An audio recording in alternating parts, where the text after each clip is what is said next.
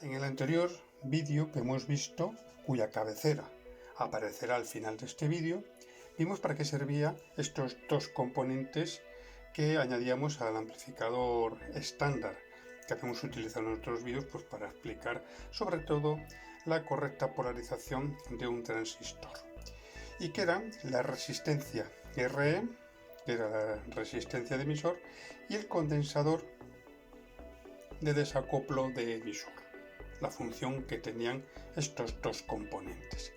Ahora vamos a ver otro componente que es RB2, que también se denomina resistencia de drenaje. Vamos a ver qué función tiene y para qué sirve, qué función tiene y cómo se calcula. En anteriores vídeos que utilizábamos el amplificador estándar para explicar sobre todo cómo se polarizaba un transistor, vimos que tenía estos componentes, que era la resistencia de carga, la resistencia de base y los condensadores de desacoplo. La resistencia de base, que era la que iba a proporcionar esta corriente IB, que debía de coincidir, os acordáis de las curvas características de un transistor y de la recta de carga, y que esta corriente de base debía de coincidir con la gráfica que coincidía con el centro de la recta de carga, para evitar,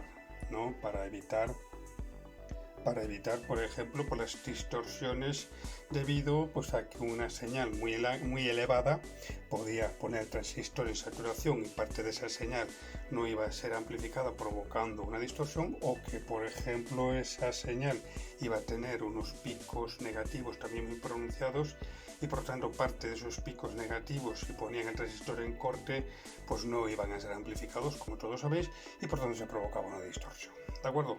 Pero vamos a suponer que por cualquier circunstancia o motivo la fuente de alimentación o el generador de tensión continua, que nos va a proporcionar tensión y corriente a este circuito amplificador, vamos a suponer que aumenta, por lo que sea, porque sus circuitos internos, un componente se ha deteriorado y ha provocado un aumento de la tensión VCC. ¿Qué es lo que va a pasar? Que también va a provocar un aumento en la corriente de base, también la corriente de colector, por supuesto, pero sobre todo en la corriente de base. En la corriente de base se va a producir un incremento. Ese incremento, ¿qué va a ocurrir en esa corriente de base? Que el punto de trabajo o reposo, que en vez de estar en el centro de la recta de carga, se nos va a desplazar hacia arriba y se nos va a acercar en la zona de saturación. Con lo cual, si por cualquier circunstancia o motivo viene una señal con unos picos de tensión bastante pronunciados, lo que va a suceder es que esos picos pronunciados van a poner al transistor en la zona de saturación y por tanto parte de ellos no van a ser amplificados. Acordaros cuando estuvimos viendo el caso en el cual emitíamos una señal y debido a que la corriente en esa base era bastante elevada y le metíamos una señal, en este caso una onda senoidal, con una amplitud bastante grande, que lo que suponía que había picos de esa señal o partes de esa señal que no iban a ser amplificados. ¿Por qué? Porque ponían al transistor durante este espacio de tiempo en que duraba esa situación, esa parte de la señal, esos picos de la señal, no iban a ser amplificados, y con lo cual a la salida del amplificador salía de esta forma, salía amplificado, pero con esta raya, que en vez de aparecer la onda completa, va a aparecer esta raya provocando una distorsión.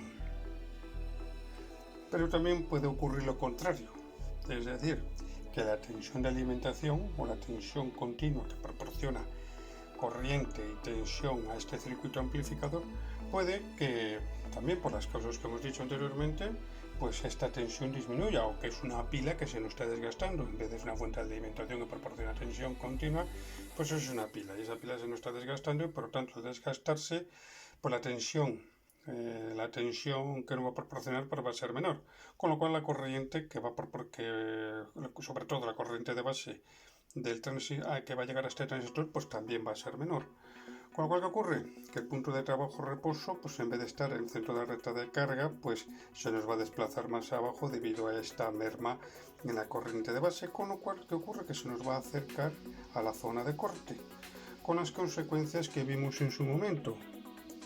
Al acercarse a la zona de corte, tenemos aquí una señal, esta señal en la cual sus semiciclos negativos, si tienen un valor determinado importante, un valor determinado, o cuando lleguen esos semiciclos negativos a ser igual a la corriente del transistor, la corriente de base del transistor, ¿qué ocurre? Pues que esa corriente de base pues se va a anular. Se va a anular, ¿por qué? Porque el valor de esos semiciclos en este punto, el valor en ese punto pues va a igualar, que es negativo, va a igualar a la corriente de base que es positiva, y con lo cual no va a haber corriente en la base, por tanto ese transistor se nos va a cortar.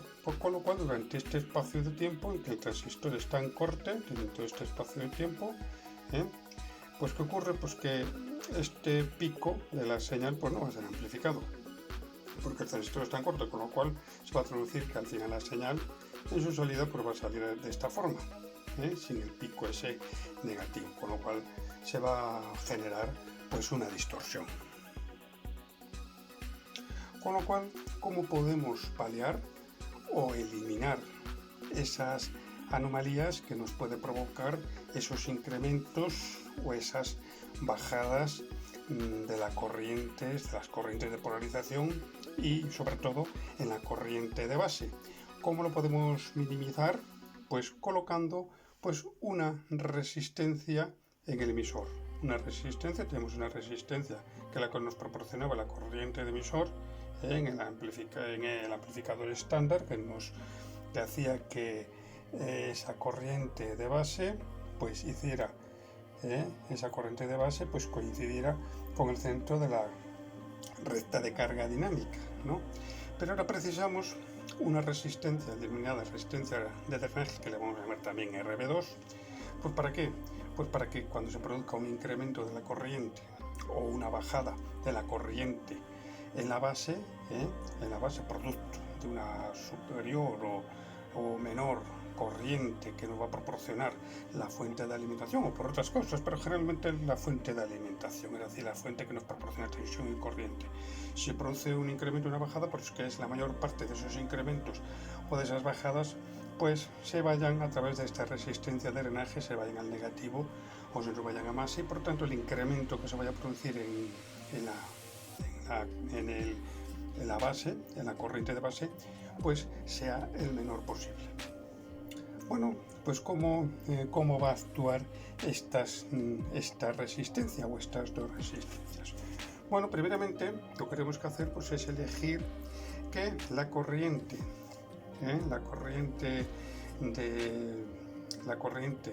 de base, la corriente que en este caso que vaya a venir por la base, la IB2,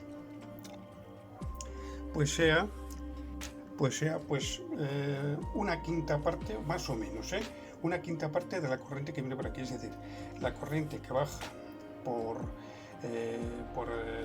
IB1, que es la que va a traer toda la corriente, pues parte se nos venga al transistor y otra parte se nos vaya a la resistencia de drenaje. Pero la parte que va a la resistencia al transistor a través de su base, que sea pues un 20% o un quinto más o menos, un quinto de esta corriente sea un quinto de esta otra corriente que proviene, en este caso, pues de RB2, o que proporciona la fuente de alimentación a través de RB2. ¿De acuerdo? Pues vamos a suponer que nosotros le tenemos ya polarizado de esta forma, y vamos a suponer que se produce una bajada de la corriente. Una bajada de la corriente, como nosotros sabemos, y una bajada de la corriente importante que va a hacer que el punto de trabajo-reposo pues se nos baje y se nos aproxime al corte, con las consecuencias que se pueden producir y que hemos visto anteriormente. Entonces, ¿qué va a ocurrir si tenemos esta resistencia de drenaje?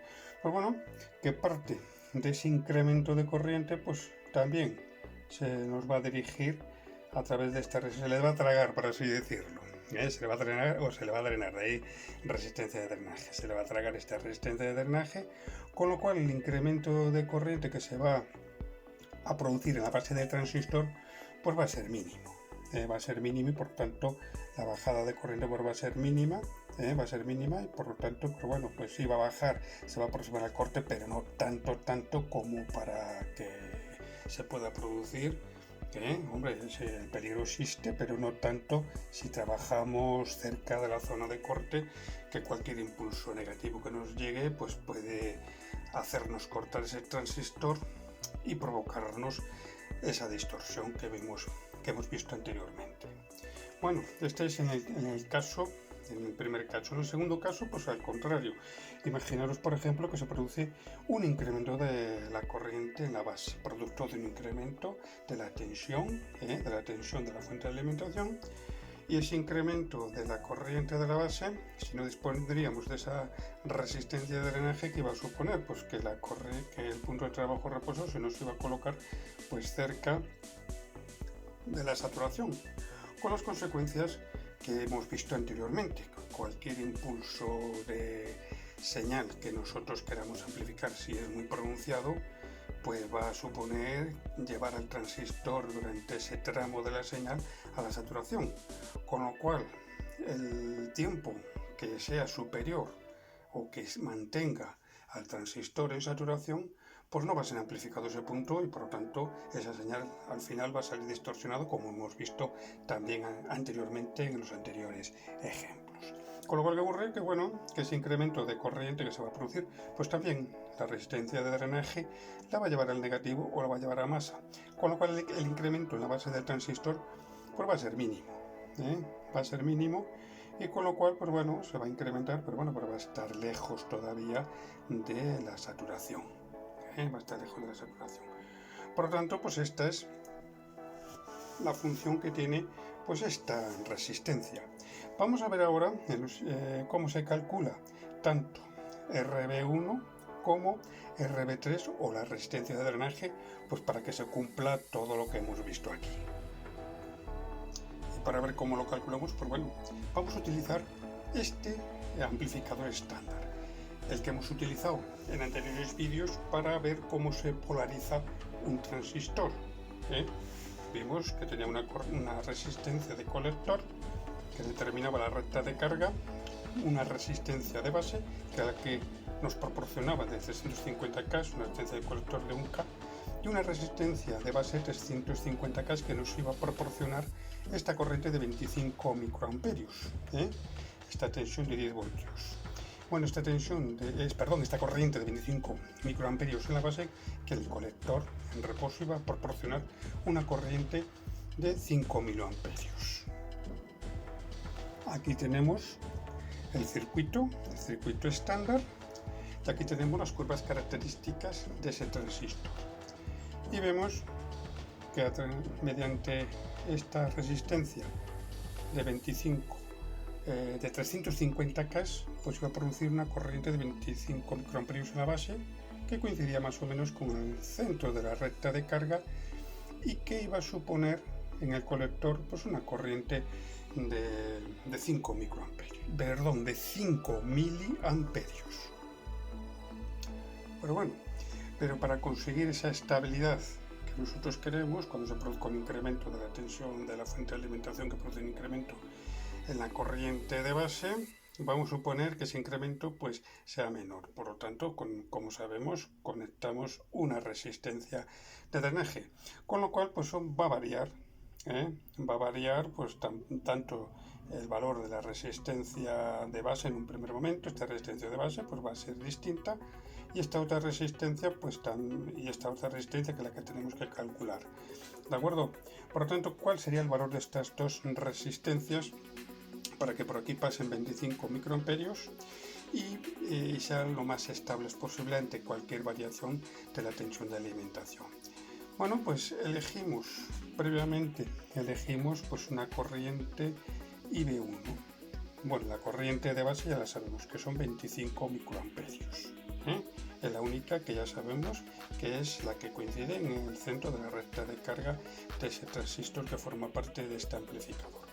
pero vamos a elegir una corriente de 100 microamperios, que como dijimos, bueno, me parece que es un 75%, un quinto, dijimos que un quinto más o menos, 75% y un quinto, yo creo que por ahí debe de andar, por ahí debe de andar.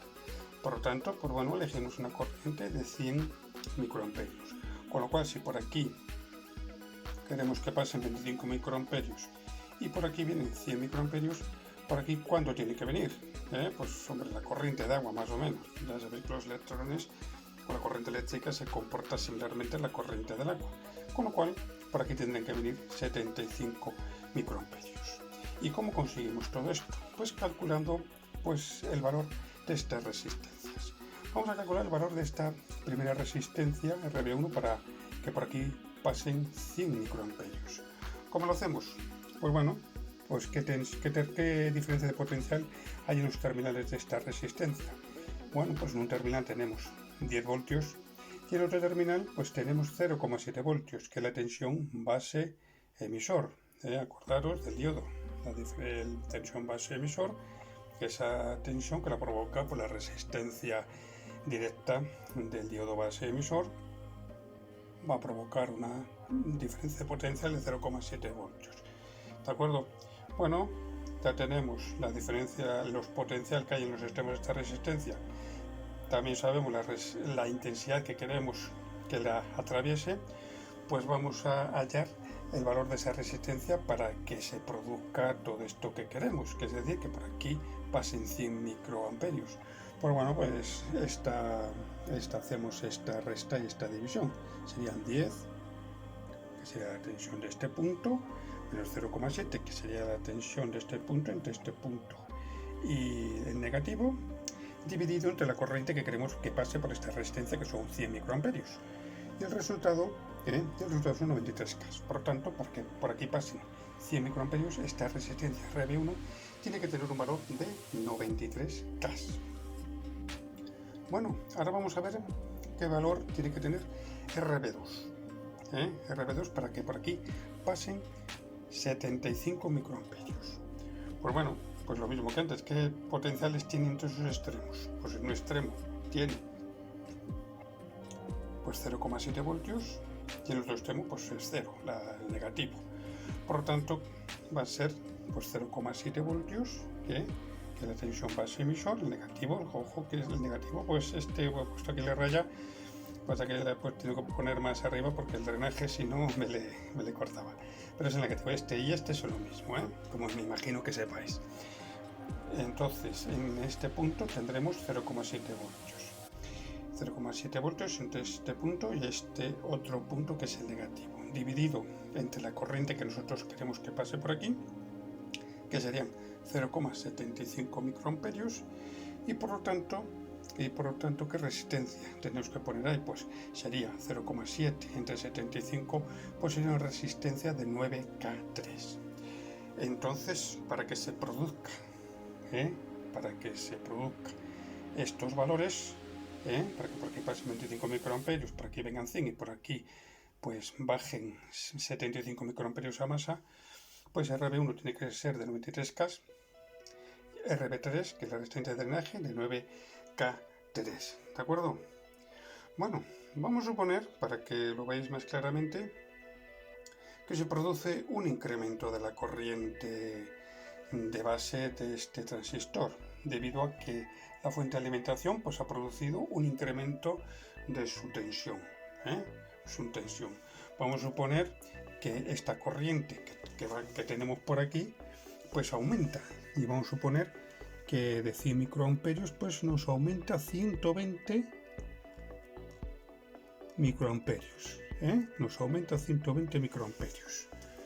¿De acuerdo? Imaginaros que, por ejemplo, no tendríamos esta resistencia de drenaje y tendríamos este circuito. ¿De acuerdo? Y por aquí, como veis, pues ha aumentado en 20 microamperios. Y pues aquí pues aumentaría pues en 20 microamperios. Es decir, no tenemos aquí la resistencia de drenaje y va a pasar lo mismo que nos va a pasar en este caso, en este otro circuito. Por tanto, aquí va a aumentar. Por tanto, ¿qué va a ocurrir? Que esta corriente de base va a aumentar a 45 microamperios. Nos vamos a las curvas características para ver qué ocurre. pues veríamos que el punto de trabajo reposo pasaría de 25 microamperios a 45 microamperios. Bueno, pues cerca de la zona de saturación. Pues un poquitín grande que sea la señal que metamos en la base a la hora de amplificar, enseguida nos va a mandar al transistor a la saturación, con lo cual va a provocar pues una distorsión pues bastante fuerte. Entonces, pues ¿qué ocurre? Pues que si disponemos de una resistencia de drenaje, lo que va a ocurrir es que el incremento en la corriente de base, pues ¿cuál va a ser? Hemos dicho que el 25% más o menos, 25%, por tanto, de esos 120 microamperios que bajarían por aquí, el 25, la corriente de base se va a generar un 25%, que es el 25%. Por tanto, ¿cuál sería la corriente de base si se produce este incremento de 120 microamperios? Pues sería pues de 30 microamperios. Por tanto, por aquí pues vendrían 30 microamperios. ¿De acuerdo? Y si nos vamos a las curvas características, pues veríamos que ese incremento pues de este punto de trabajo o reposo pasaría de 25 a 30, pues este incremento pues hombre, pues no sería tan pronunciado como este otro, que fíjate casi rozando la saturación, no sería tan pronunciado, todavía nos queda aquí un trecho, no es el centro como sería lo ideal, pero bueno, pero tampoco nos provoca nos va a provocar un quebranto tan grande, ¿de acuerdo? Vamos a suponer que ahora al revés, vamos a suponer que la corriente de base pues no se nos va a disminuir. Va a disminuir porque ha disminuido por cualquier circunstancia, por cualquier motivo, la tensión de alimentación de este amplificador, proporcionándonos pues una corriente pues más baja. Y vamos a suponer que esta bajada pues es de 20. Hemos visto que antes fue un incremento de 20, pues aquí pues vamos a poner al revés. Vamos a suponer que se produce una bajada de 20 microamperios, con lo cual aquí pasaríamos de 100, pasaríamos pues a 80 microamperios.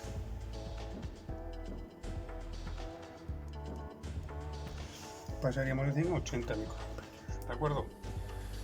¿Qué es lo que va a ocurrir? Por ejemplo, pues en la base. Pues bueno, en la base, pues ese incremento, o vamos a ver lo contrario, vamos a suponer si no tendríamos resistencia de drenaje, vamos a ir por un orden. ¿Qué ocurre si no tendríamos resistencia de drenaje y se produce una bajada de 20 microamperios, como es en este caso? Pues aquí pasaríamos de 25, fijaros, a 5 microamperios. Nos vamos a las curvas características del transistor y vamos a ver qué ocurre. Pues veríamos que de 25 microamperios va a bajar a 5 microamperios, casi rozando el corte. Cualquier pico de señal negativa que nos entre en la base del transistor pues le va a llevar al corte, provocándonos una distorsión. Como veis, esa resistencia de drenaje pues hace un papel muy importante, ya que ese incremento en la corriente, o esa bajada, mejor dicho, la corriente de base de 20 microamperios, al existir esta resistencia de drenaje, lo que va a ocurrir es que esta bajada pues va a ser, pues si miramos la corriente IB1, que hemos dicho que ha bajado 80 microamperios, ¿cuánto habrá bajado en la corriente de base, en IB2? Pues hemos dicho que el 25%, 25% para bien o para mal. Por tanto sería el 80% de 25, pues serían 20 microamperios. Con lo cual, en este punto que tenemos aquí, con lo cual a ver si le podemos poner, pues aquí pues tendríamos, si con esta resistencia, si produce esta bajada 80, pues tendríamos, pues como hemos dicho, pues 20 microamperios. Nos bajaría el punto de trabajo de reposo a 20 microamperios. Vamos a verlo mejor en las curvas características. Pues nos bajaría pues a 20 microamperios. El punto de trabajo de reposo nos bajaría aquí a 20 microamperios. bajaría, bueno, se nos aproximaría a la zona de corte, pero bueno, pues todavía hay un trecho importante con respecto a la zona de corte, por tanto aquí todavía tenemos partido, en caso de que nos venga pues una señal con un semiciclo negativo pues pronunciado, ¿de acuerdo? Por lo tanto, para eso utilizamos esta resistencia RB2, esta resistencia o resistencia también denominada resistencia de drenaje. Por lo tanto, pues ya tenemos aquí un amplificador ya más completo. Hemos visto el amplificador estándar, al cual hemos añadido más componentes pues para completarle más.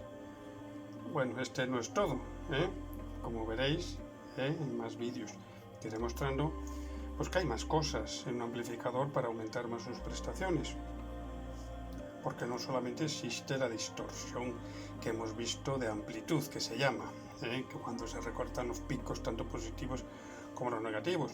Hay un tipo de distorsiones, distorsión de cruce, distorsiones por frecuencia, luego existen realimentaciones, etc. El mundo de la amplificación pues es un mundo pues bastante amplio, pero ese mundo no se entendería bien si no entendemos pues todo lo que hemos visto hasta ahora.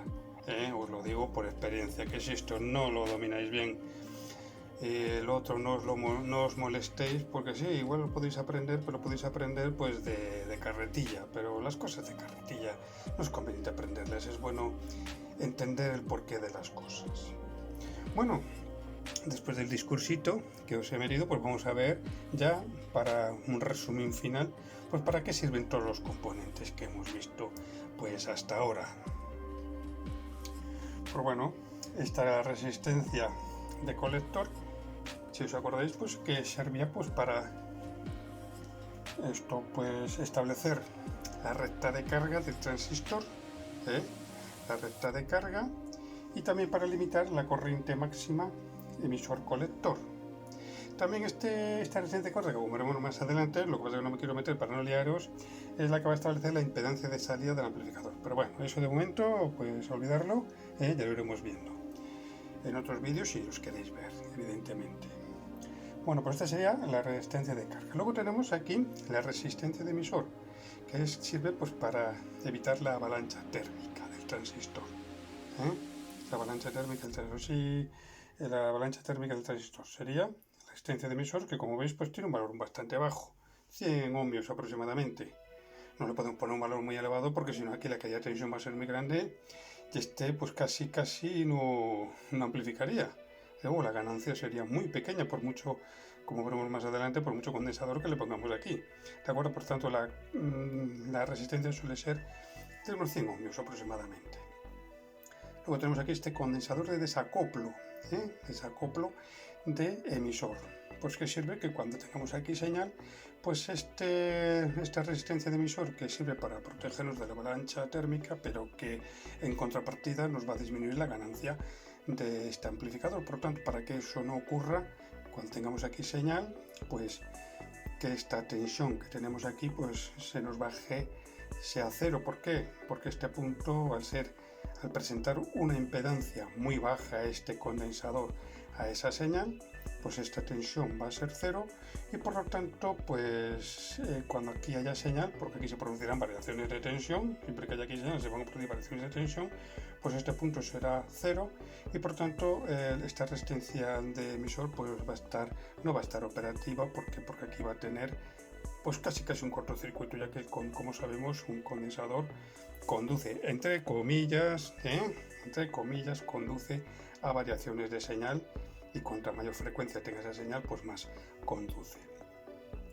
Luego pues tenemos aquí estas dos resistencias de base, una que nos va a proporcionar la corriente de base y luego otra que es la corriente de drenaje, que es la que nos va a proteger a la base, como hemos visto anteriormente, contra fluctuaciones de la fuente de alimentación que pueden producir variaciones tanto también en la corriente de base y por lo tanto nos puede llevar, como vimos anteriormente, el punto de trabajo y reposo de la corriente de base pues nos puede llevar muy próximo a la saturación o muy próximo al corte, con las consecuencias que puede tener si metemos aquí una señal con mucha tensión positiva o con mucha tensión negativa.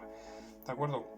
Y luego por último tenemos aquí esos dos condensadores de desacoplo de entrada y de salida, que sirve pues para aislarnos pues de los, en este caso del de entrada, pues para aislarnos pues de los circuitos que pueda tener la fuente de señal que nos va a proporcionar para que la amplifiquemos, para que no influya en la polarización de este amplificador. Y luego tenemos este otro que es el condensador de desacoplo de salida y que sirve pues para aislarnos el amplificador pues también de la carga a la cual nosotros, o el circuito, el cual nosotros le vamos a proporcionar esa señal amplificada. ¿De acuerdo? Bueno, y cuyos valores son, he puesto 25 y 33 microfarados, que algún verano, ¿cómo los has calculado? Bueno, esto es aleatorio. He supuesto que es un amplificador de audio. El audio, la frecuencia de audio está entre los 20 Hz y los 20 kHz. Bueno, entre 500 Hz y 10.000 más o menos, en la práctica.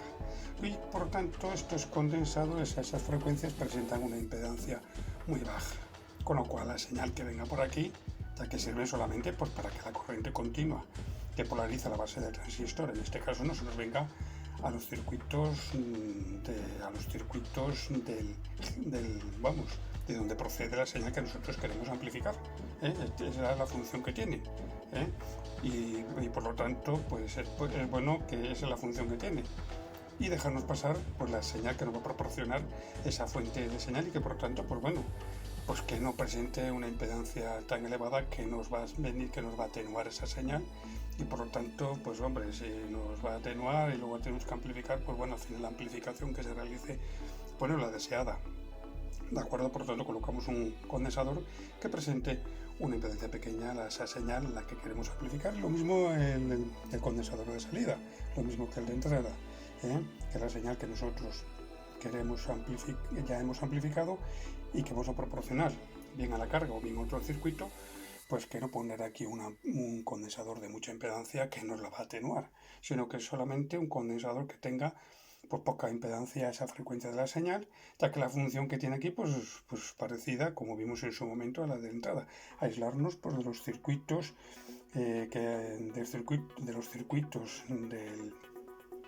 del aparato o de la carga en la cual nosotros vamos a conectar pues este amplificador, vamos a conectar cuya señal amplificada pues le vamos a proporcionar. ¿De acuerdo?